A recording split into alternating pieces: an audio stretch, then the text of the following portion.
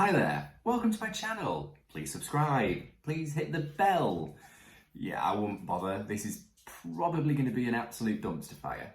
I'm not a YouTuber, I'm not an influencer. I don't really know how to film videos and I'm probably going to keep looking at the screen. I'm really going to try to look at the camera. So I'm doing this video because I've just put on Facebook photos of my scratch build, Traxxas TRX4 Sport.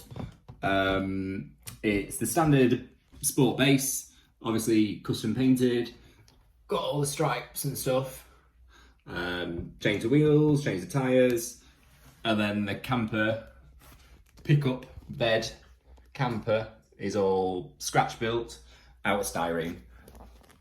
So those people have been asking how I made it, basically. Oh, that's a crap angle. How I made it. So I thought I'd do a video and be super trendy, cool. I'm probably not going to edit this because I can't be bothered. But I'm going to try put in some tips, tricks, what I do, what I've learned as I've been going along. This is my second build. Our first one now I'm looking at is absolute trash compared to this. But I'll show you that because I learned a lot from that to be able to do this. Basically, that's pretty much it. So I'm Chris, I live in the UK. I've been into RC cars. Well, I bought my first one in 2020, just before the pandemic, and the world went to shit. Yeah, it was a TRX4, it was a Sport, it was the Trax version. Don't buy the Trax version because they're absolute garbage. I instantly extended it to the long wheelbase, got a Land Rover Defender body, spent far too much money at AliExpress and put an absolute fuck ton of, that's still wonky, an absolute fuck ton of accessories on it. And I will show you that now. Okay, real quick. I can't be bothered to put it onto the actual base. Yeah, that's it. The two-tone paint, thoroughly recommend that. It looks awesome. It's rolled over quite a bit, so it's a bit bad. Yeah, so that's that. I'm pretty into my Traxxas. So I've got two TRX4 Sports. I don't like the standard TRX4 because they're too complicated and there's too much to break on them. The Sport's absolutely fine for me. It's so much easier for maintenance as well. Two TRX4 Sports, Traxxas Slash and a UDR. They're the fast ones.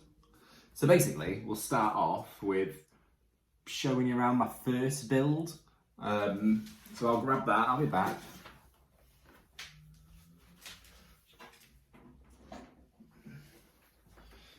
Okay, so it's another camper because I just love campers.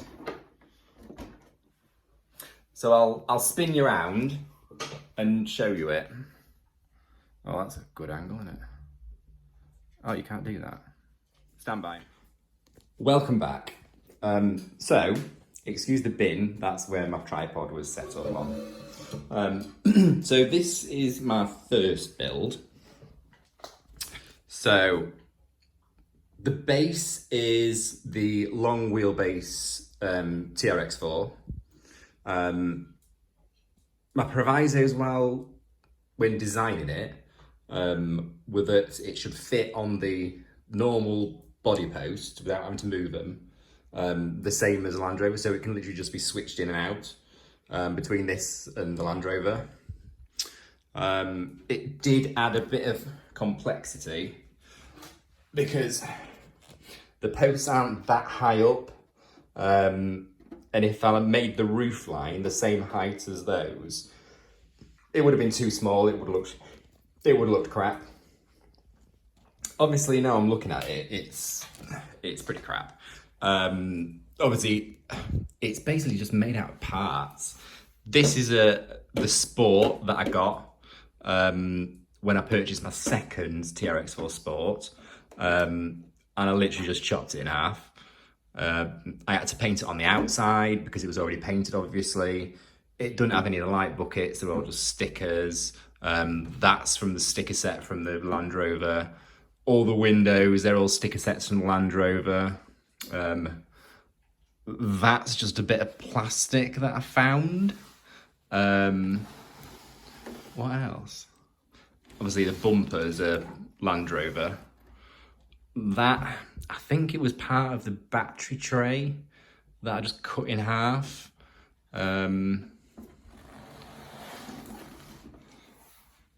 I think that's from the Sport decal set. That's from the Prairie Wolf body that I wasn't a huge fan of. And just a few accessories that I just had lying around. A spare wheel that I bought from a Slash that was lying around. And yeah, the rest is all styrene, all scratch built.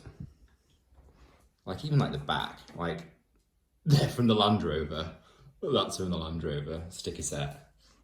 The handles are from Sport sticker set. But yeah, I mean, for a first attempt, first build, could be worse.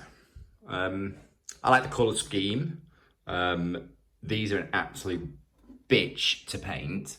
The amount of masking tape is ridiculous. But it looked good. I learned a lot from it.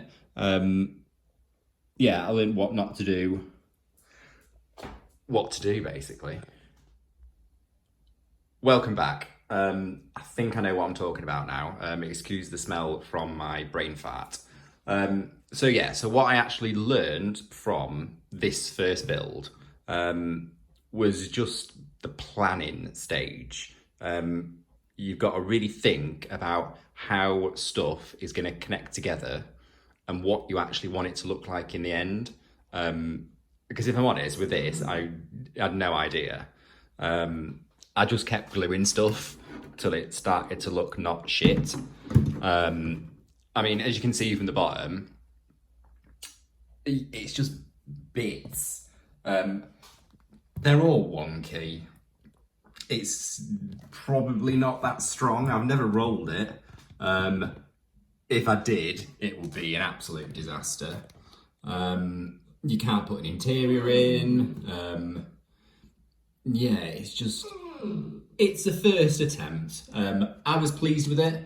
I took it to SST, which is Southern Scale Trail, which is a big event in the UK. I think probably the biggest crawler event. Thoroughly recommend. It's down south near Bristol in a disused quarry. Absolutely awesome. And I won first place with this in this like the scratch build competition, which I was really chuffed with. But yeah, next year I'm hoping for a first place again. So yeah, so that's what I learned really. It's the planning stage is like the most important. The actual building is really pretty simple. As long as you take your time, measure twice, cut once, and just take care with the glue, and make sure you leave enough sort of allowances for sanding, and have a plan when it comes to painting as well. That's another top tip. I mean, obviously you can see the huge amount of weight that I had to add on one side and not the other because it sits at an angle and I don't know why. Yeah, but that's the first one. I'm pleased with it. It's still pretty cool. There we go. So we'll stop there. I'll organise my crap. Okay, so the first thing I'm going to do is show you what tools I found useful. Let's start again, shall we? So how I thought I'd start is showing you what tools I found useful and what tools I found essential when building. So the first thing would be a cutting mat. It doesn't have to be massive. As you can see, this one's tiny, but to be fair, you're only cutting in straight lines. The reason why this is essential is because my first build, I just put a towel down. That's the kitchen table. Oops. So yeah, cutting mat. Next thing is a metal ruler. Obviously you need a straight edge, you need to be able to measure stuff. I'd recommend one of these because the flat ones, if your Stanley knife, which is item 3, if it slips off, you're just going to cut your end of your finger off. It gives you a bit more space and it's just easy to use. So cutting mat, metal ruler and a Stanley knife. And then metal files. I bought this set off Amazon. I can show you it. Yeah, it was like £20, but it's perfect. So there we go. It's perfect. You've got all different shapes. You've got like curved and flat shape, rounded. You've got like quite the coarse files, but then this set also comes with the smaller ones. And they're not quite as coarse, so getting the finer detail, they're much better for. So again, that's essential. A drill for drilling, a pen for penning, sandpaper for sanding. So they're the essential like tools that you need. And the next is just materials and glue, which I'll go on to next. So, next thing is what materials do you actually need to build this thing out of? Obviously the most important is styrene or ABS plastic. Search either of those, you'll find it. I think I actually got this off Amazon. It's cyan board, sheet styrene. I think you get 6. Yeah, you get 6 sheets, and they're like A4 sized, 2mm thick, which I find is the perfect thickness. It's easy to cut, but it's still rigid enough. Yeah, I mean that works for me. I would imagine if you're going to do like more curves in your build, then you want thinner because you can't really curve that, it's too thick. I never did try put it in hot water, which I think makes it easier, but so far I've not had a curve that I wanted to put in yet, so maybe the next build. So they're the sheets. That's basically what most of the model's made out of. For joins, so on each corner, it's just rods of the same material. It's 5mm rods, the one I use. These are from AliExpress. They're super cheap. You get them in like a pack of 10. Yeah, you need to use it for 3 reasons. 1, extra strength on the corners and along the edges and the joins. It gives you a bigger surface area for gluing, and it gives you extra thickness. So when you are shaving it down, so you've got a nice smooth corner, not a straight 90-degree corner which look crap. It's giving you that extra bit of material that you can sort of sand into. Because if you just had sort of like these two forming an edge, you've got that tiny little bit of space to make your curve. But if you've got 2, And you've got this as well. Oh, this is a bitch. So you've got all that extra space. There you go, you see there. You can't really see, but you get the picture. So those, and then I've also got other ones of various sizes, other little bits and bobs on it. Also got some flat strips. These are 4mm across, 1mm deep, and about 25 centimeters long. So like these I used for the trim on the windows. So these bits here. Yeah, just a useful little bit to have. They're all super cheap. They're all off AliExpress. And then I also got this assortment of different size rods, and they're like 50 centimeters long, maybe 60 centimeters long. So basically, material-wise, that's all I've used for this. A combination of all these, cut up, sanded. Yeah, that's it really for materials. As long as you've got your ABS sheets, you're fine pretty much. Next, we're on to glue. Stand by.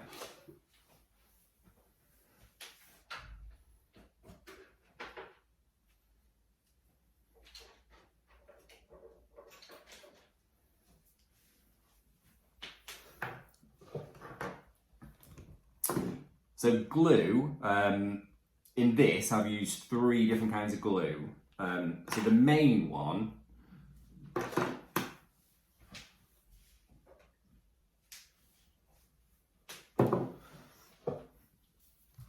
so let's talk glue. So when I initially bought all this stuff for my last build, I bought this Tamiya extra thin cement. It's pants. It doesn't really seem to stick well. Either I'm using it wrong or it's garbage. What I've found the best for me is this stuff, Revel Contactor Professional. It's model glue basically. It's about £9 off Amazon. It comes with like an exacto, like a needle, so you can be really accurate where you're putting the glue, which makes the model look neater. If you have glue overspilling, you've got to sand it down, it looks crap when you paint over it, and you're wasting it as well. It doesn't stick instantly, maybe 5 minutes and it's starting to get tacky. Within half an hour it's solid.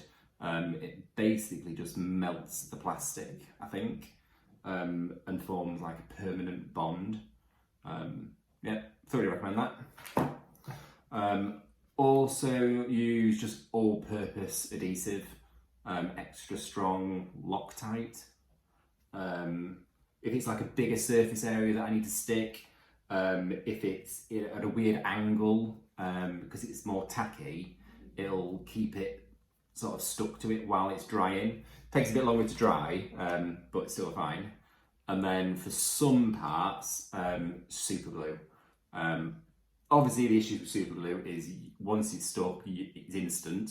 It's dry within a couple of seconds, but it was really useful for certain parts where the placement had to be, it had to be perfect. I had a really small area and surface area to work with. But yeah, they're the glues that I used.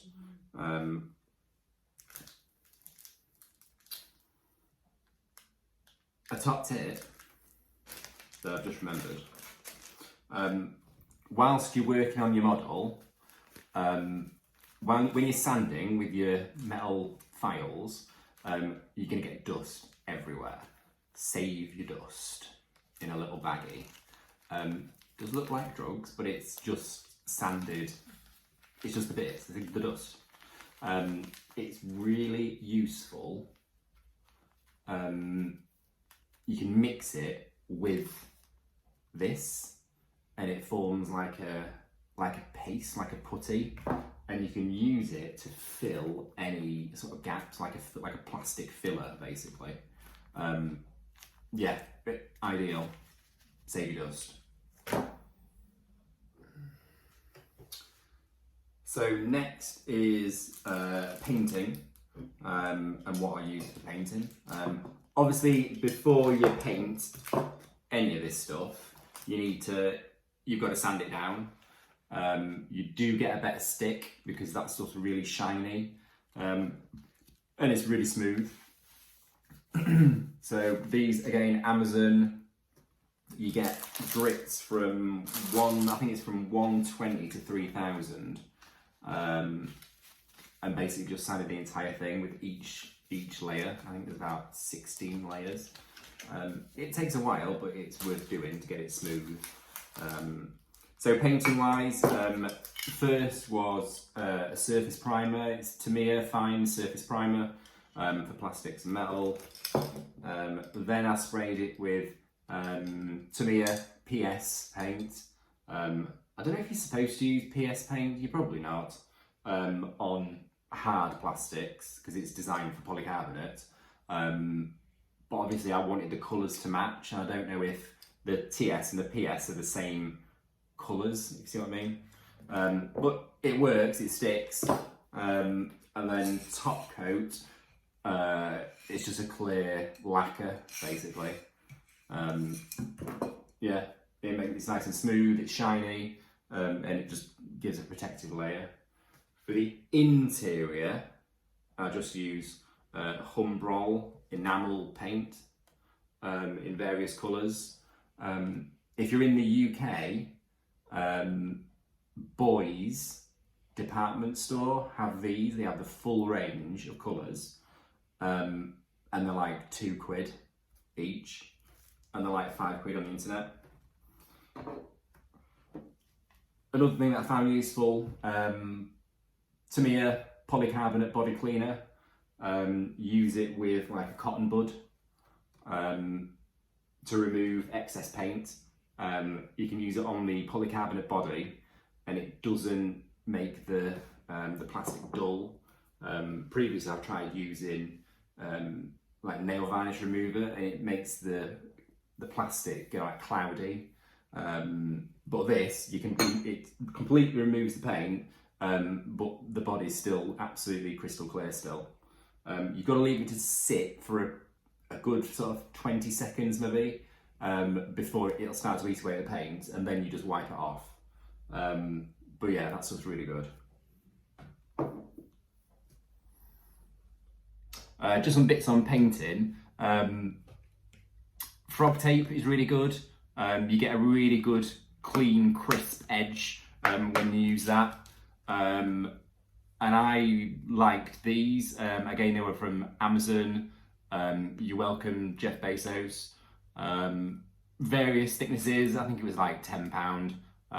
They get a decent seal, and you get a decent result. So yeah, they're good. Painting wise, just do lots of thin, light coats. You're gonna want to rush. You're gonna want to spray the shit out of it. It'll just run and it'll look crap. So they're my tips for painting, really. So I thought I should show some actual like cutting. Yeah, use your mat, metal ruler, measure twice, cut once. A normal pen will score it really lightly, but you can get a line to go over it a few times. Just be exact. When you're cutting, your first score, I call it, really light. If you press real hard, it'll just shoot off in a random direction. So do it really light, and then if your ruler slips, you can find it again, and just keep doing light cuts. 4 or 5.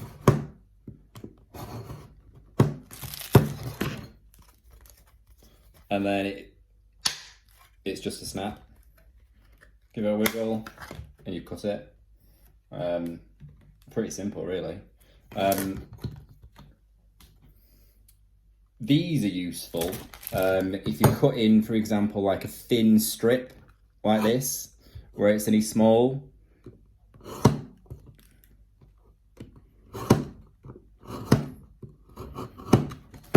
Because you'll struggle to get the purchase on this very edge bit, so you can use that to bend it, and then it snaps.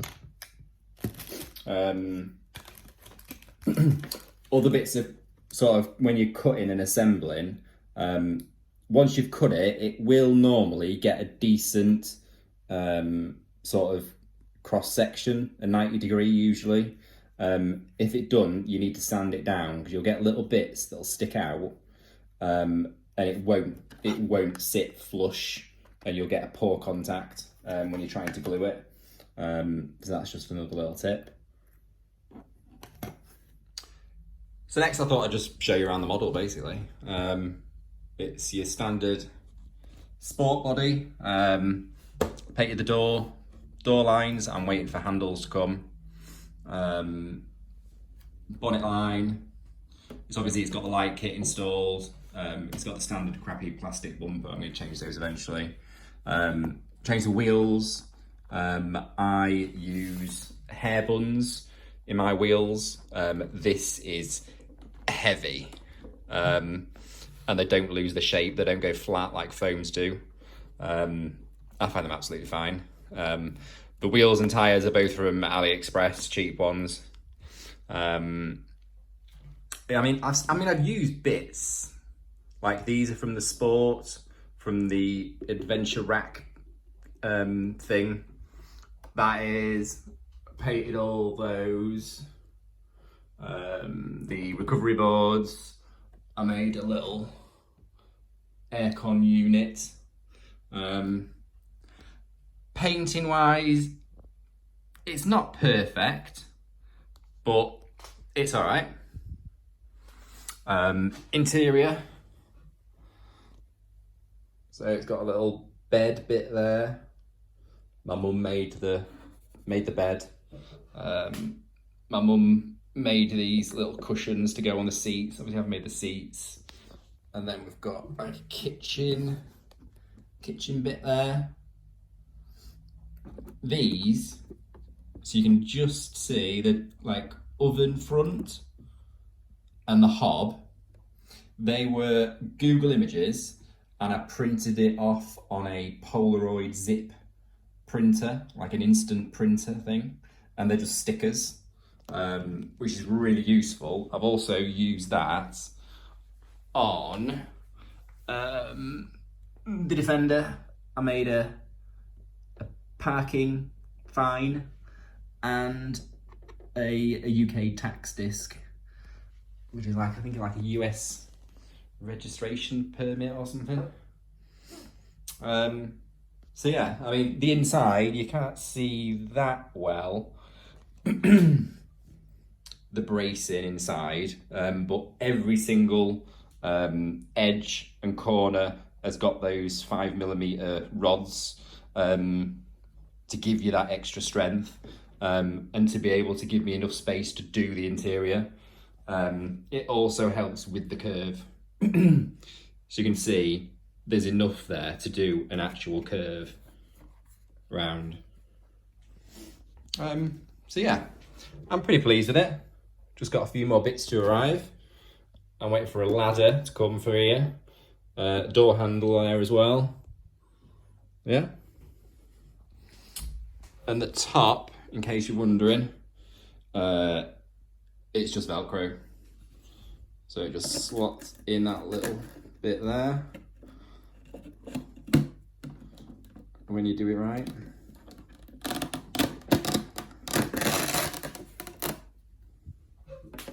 I'm doing this with one hand, so bear with me. There we go. Yeah, and it just slots in. The windows, AliExpress again, plexiglass, I think I searched. They're like 10cm square, clear plastic, basically. You can score them, you can cut them, you can sand corners if you want. And that's it really.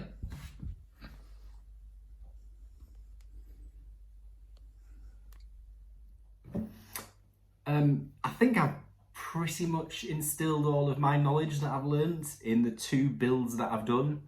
I hope you found this video useful. Basically, just give it a go. If I can do it with 0 experience, I think I've done a pretty decent job. I'm sure you will be able to too. You just got to have the confidence just to start it. The worst you can do is completely fuck it up and waste your time. But yeah, have a go. It is a lot of fun. You get a lot out of it. When it's finished and you see it and you're like, wow, I've made that. Yeah, you just feel chuffed. None of the items that I've discussed in this video are linked below, because I don't know how to do that. So you're just gonna have to Google them. Happy building. See ya.